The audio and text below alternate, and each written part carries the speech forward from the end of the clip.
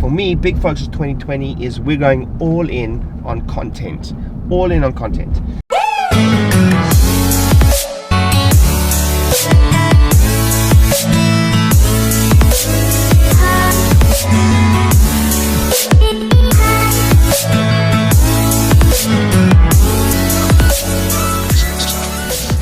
Hey guys, Ryan Ridey here, and I thought I'd just give you a little rundown of some of the lessons I had from 2019 and some of the key focuses that I'm going to be focusing in my businesses in 2020. So in 2019, it was, if I gave you a bit of a summary, the most successful, at least financial year of my life. I really, when my wife and I sat down and we looked at our kind of a summary. Every year we do this little summary at the end of the year, my wife and I, and we sit down and we talk about wins, unexpected wins, and we talk about lessons, and we talk about things we want to do more of or less of. And one of the things we realized that, like, in many areas of my life, just about everything doubled. So I had a child, my family doubled, my income more than doubled in many different areas, and so it was an extremely successful year. My chiropractic businesses, I think the financial year, I think we turned over around about £5.25 million across my 8 practices. My information business, it's only been going for 18 months, and that business is, I haven't got the final stats yet, but that is a half a million and above turnover in that business. If you will, from a speaking perspective, I signed some very lucrative speaking contracts and made a lot of money from speaking, which is kind of the first year that I got paid to speak, if you will.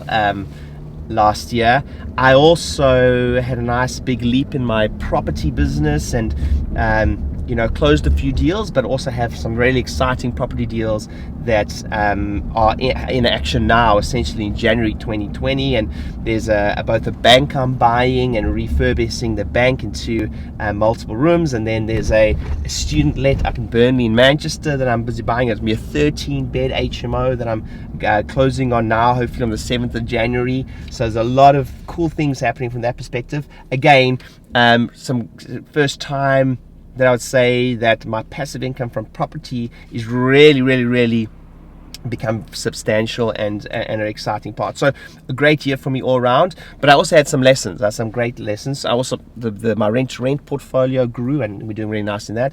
But some of my big lessons I had from 2019 were as follows. Number one was, I've been so obsessed in my bricks and mortar businesses with focusing on working on the business and not in the business, that I probably got a little bit lazy with regards to certain aspects of working in the business.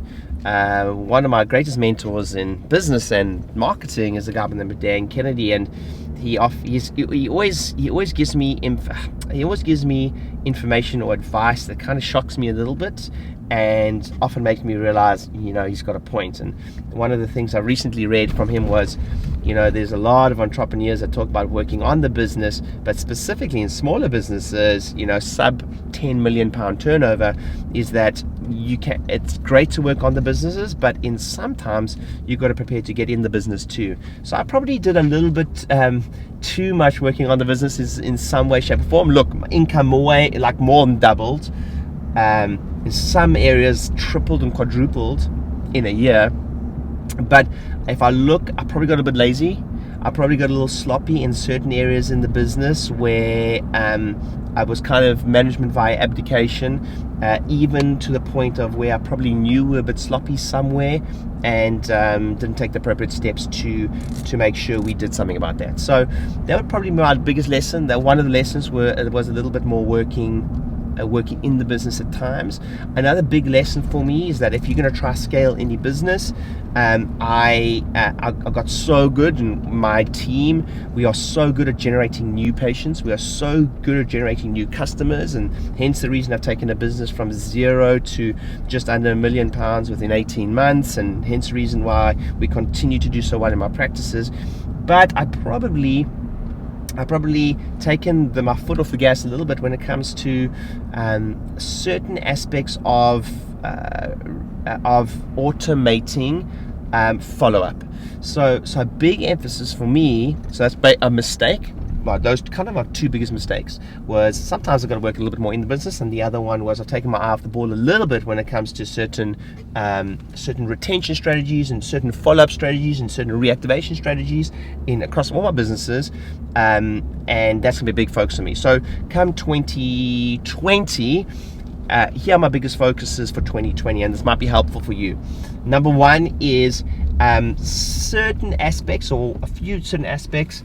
It's getting a little bit more involved in the nitty gritty and the finding out a little bit more about certain campaigns that I may know is happening, but I know that if I got involved, I could probably just squeeze an extra 5-10% out of the campaign. So a little bit more emphasis on awareness of where I need to get involved a little bit more to back in the businesses and all my businesses in some way, shape, or form.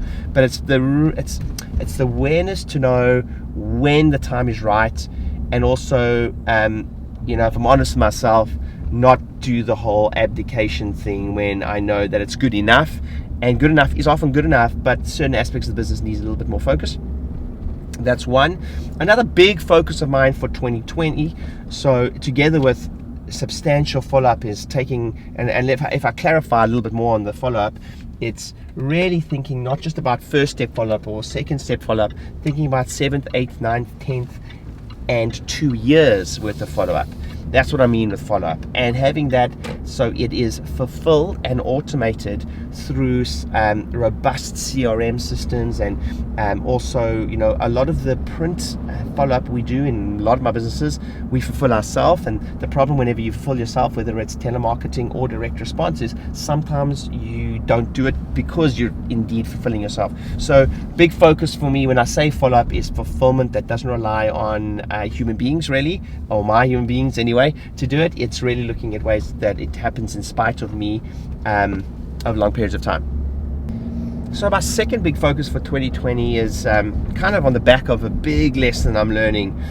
Again, I've always been involved in trying to systemize my businesses in that, like, I wasn't, the business wasn't reliant specifically on me, and I did that, and my businesses have subsequently, I've developed businesses that don't rely on me, and I get a lot of freedom because of that.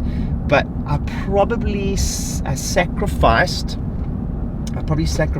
unknowingly at the time my brand a bit, and shied away from even doing this type of stuff, content information or interviews or podcasts or things like that, because I probably thought that by not doing that, I wasn't the face of the business, and because of that, that allowed me to be a freedom, whether there was an exit in any of my businesses, etc.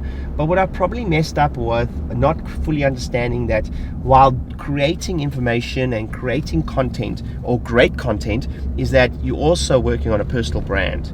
So for me, the big focus in 2020 is not to push personal branding actually more, but it is part of the focus, but what happens before that, for me, big focus of 2020 is we're going all in on content, and that is across both my bricks and mortar business for my practices, as well as for my personal brand, as well as for my consulting business and a DCPG, Ryan Rider Inner Circle, etc. We're going to go all in on information, and the key switch with it is how many people can I help through free information via my YouTube channel, via videos on Facebook. And it's really about going reverse engineering and going, if I can create huge impact for free via doing videos like this, and investing in a full-time videographer, and investing in paid advertising, and investing in the social media platforms, my impact is going to be better and bigger, and that way I'm going to have a bigger and better impact and change more lives. So that's a big focus for me, is going all in, absolutely all in on information, content.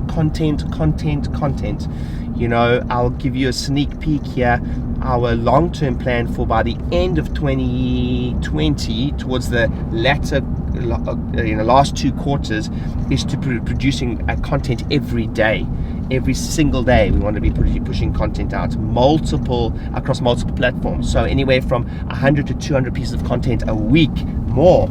And we want to be doing that consistently. When I say, I think one of the biggest barriers that people have when producing content is that they think of like, how am I going to have to create this content instead of just documenting. So big focus for me is content and information, but also just switching the focus to documenting.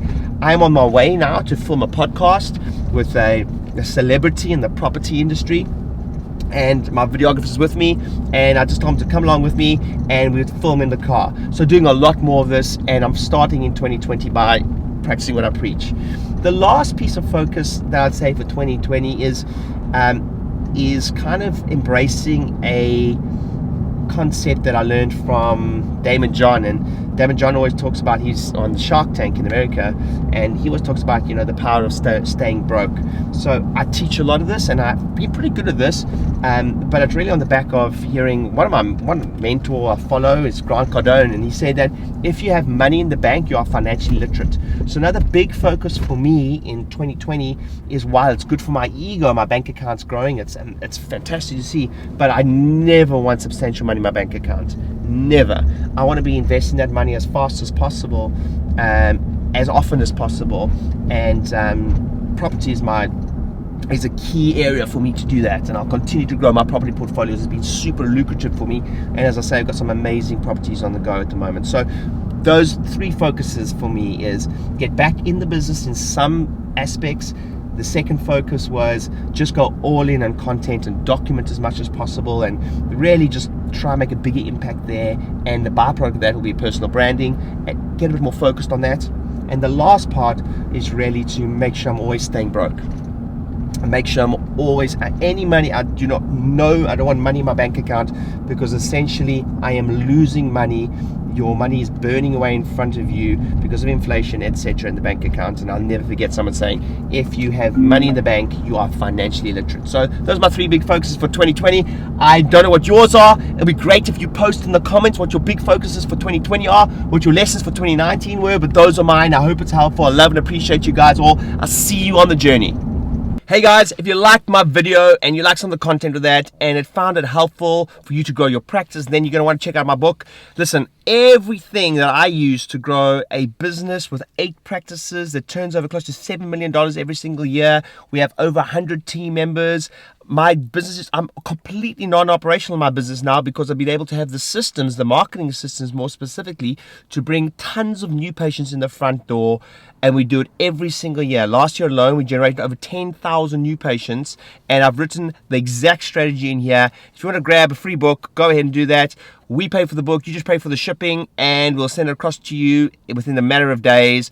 Every single thing I've ever done to grow my business, my practices, is exactly in here. I give you step by step, I give you scripts, I give you I give you everything you need. So click on the link, download the book as quickly as possible. We'll send it across to you. All you do is pay for the shipping. Hope it's helpful.